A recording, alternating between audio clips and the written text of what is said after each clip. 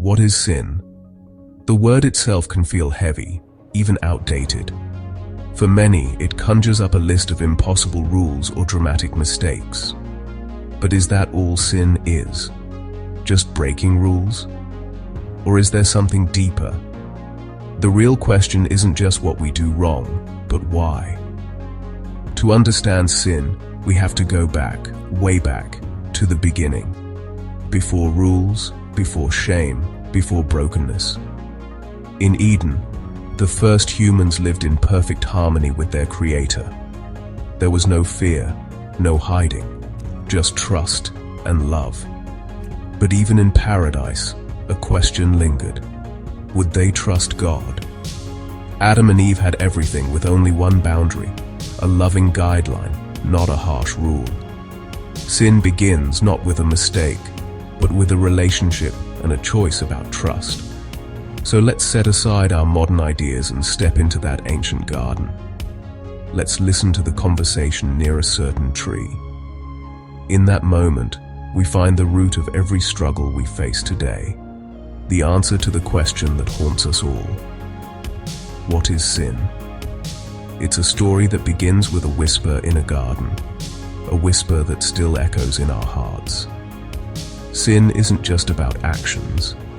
It's about trust, about who we believe knows best. The story of sin is the story of every human heart.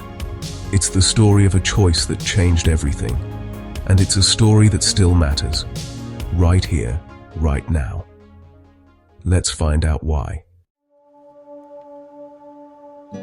In Eden, God gives Adam and Eve freedom, every tree but one.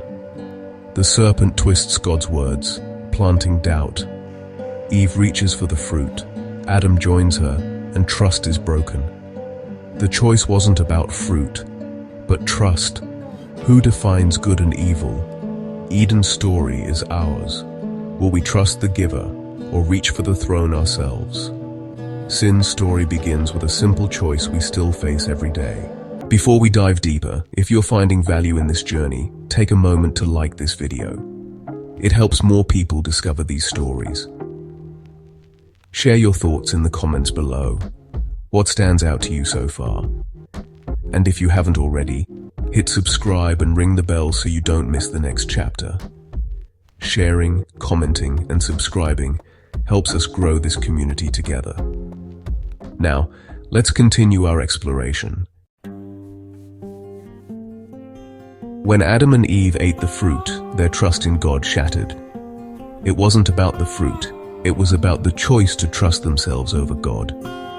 Sin is the desire to write our own rules, to say, I know best. It's a declaration of independence from our Creator. Adam and Eve traded perfect relationship for a hollow promise. The result? Fear, shame, and hiding. Sin isolates us from God and each other. It promises freedom, but delivers bondage. It promises wisdom, but brings confusion. It promises life, but leads to death. We face the same choice daily.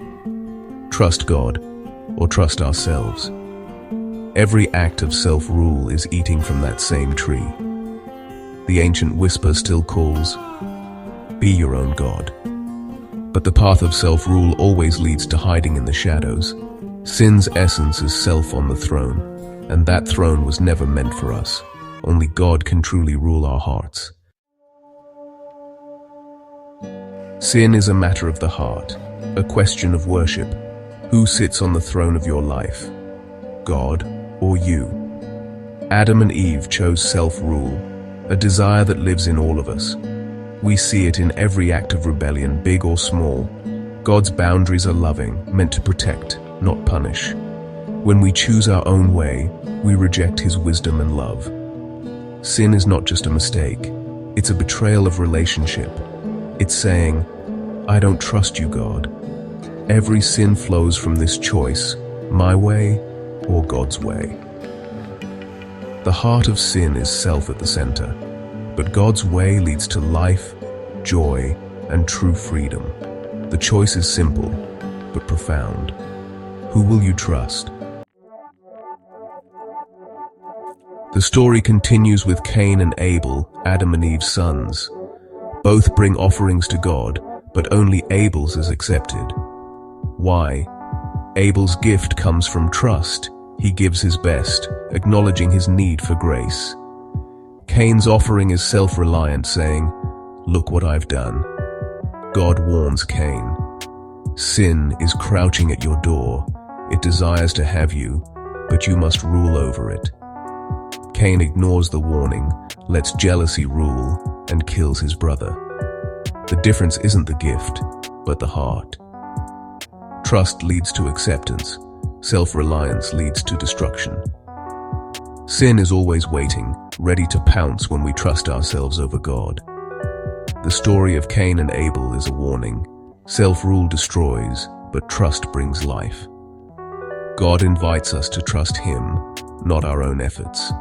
The choice is always before us. Will we trust God's provision or our own strength?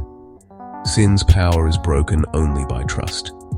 The path of self-reliance leads to ruin, but trust opens the way to grace. Picture your heart as a room with a throne at its center.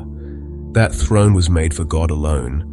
Sin is trying to push God off and take the seat ourselves. When we rule, our desires become law, our comfort the priority. But self-rule is exhausting and empty. The Bible says Adam's disobedience put us all on this path. But there's hope. Another man, Jesus, chose obedience.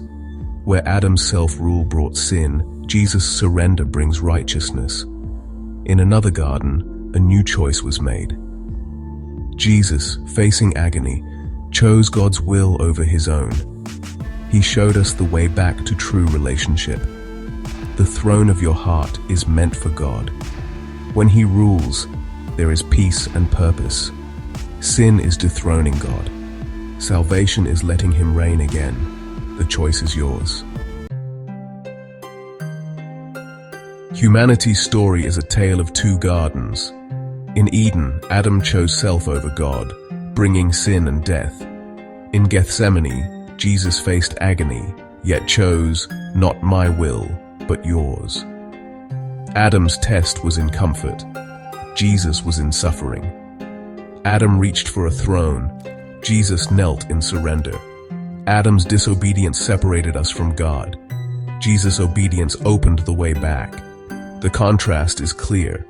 Self-rule leads to ruin. Surrender leads to life. Where Adam failed, Jesus triumphed. The path to reconciliation is through trust, not self-reliance. Two gardens, two choices. One leads to death, the other to life. The story turns on a single decision. Whose will wins? Jesus' choice in Gethsemane changes everything. He made a way for us to return to God. The throne is offered back to its rightful king. Our story can change too, if we choose as Jesus did. Jesus' prayer in Gethsemane is the ultimate act of trust. Adam doubted God's goodness. Jesus trusted it completely. Where Adam's distrust brought death, Jesus' trust brings life. We all inherit Adam's tendency to doubt and self-rule. But Jesus shows a better way. Surrender. The good news isn't that we can try harder, but that Jesus did what we could not. His perfect trust repaired what Adam's distrust broke. On the cross, Jesus took our rebellion and paid its price. He faced separation so we could be welcomed back. His trust opens the door to a new relationship with God. It's not about our performance, but His grace. The power of sin is broken. The way back to God is open. The throne can be restored to its rightful king. All because of Jesus' trust. Today, the serpent's whisper still tempts us. Be your own God.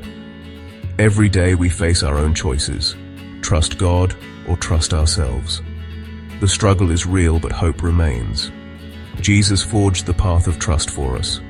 To follow Him is to pray, "Not my will, but yours." Surrender is a daily, moment-by-moment choice. It means letting God rule, not self. This path doesn't promise ease, but it brings hope, forgiveness, and strength. The story that began with distrust can end with trust. The way back to the garden is paved with surrender. The throne of your heart is waiting. Who will you trust to sit there? The choice is yours, today and every day.